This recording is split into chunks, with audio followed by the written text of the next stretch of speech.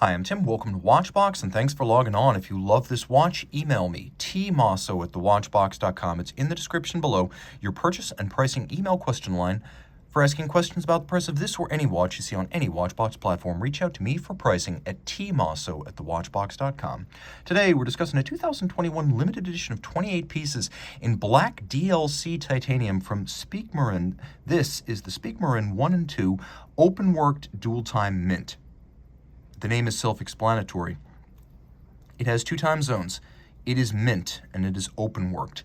It is 42 millimeters in diameter by 12.5 millimeters thick, 50 millimeters from lug tip to lug tip, and it has a 20 millimeter spacing between the lugs.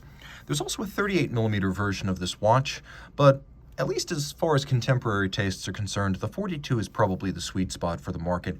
It's a flat watch, and it will slide underneath a dress cuff, but it's also a fairly broad watch, so consider this viable for a wrist of 15 centimeters circumference or larger. Any smaller, and you're going to want the 38. It's light, being made mostly of rubber, sapphire, and titanium. It doesn't feel like a 42 millimeter watch. Again, my wrist is 16 centimeters in circumference. The strap is very thick, and that augurs well for its future durability. You can see that there's a little bit of a hollow on the underside to vent the wrist on a hot day. Factory strap, absolutely no crimping or gouging, brand new Speake-Marin strap. The timepiece features a matching DLC blackened buckle. And you can see it features a polished pin inside a matte finished buckle. The case likewise features a contrast between matte finishing brushed on the case flank and the polish of the lugs, the case back, and the bezel.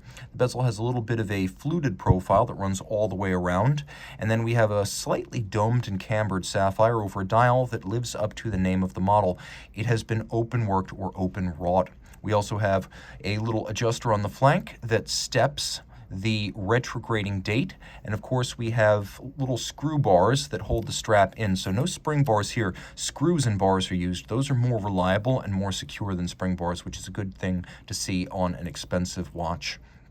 And the watch includes an open wrought dial with a track outboard for reading minutes, and then you can see there's a lovely Spade style hour hand that can move independently. You can see I'm able to set the local time, and that will not affect the second time zone, which is in 24-hour format.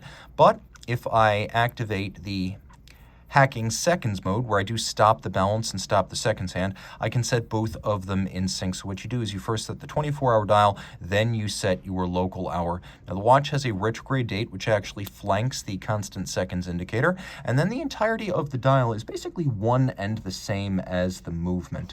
So we'll take a quick look at how that works. You can see that the movement is a micro rotor automatic on the reverse side. It is hand finished, which is quite attractive.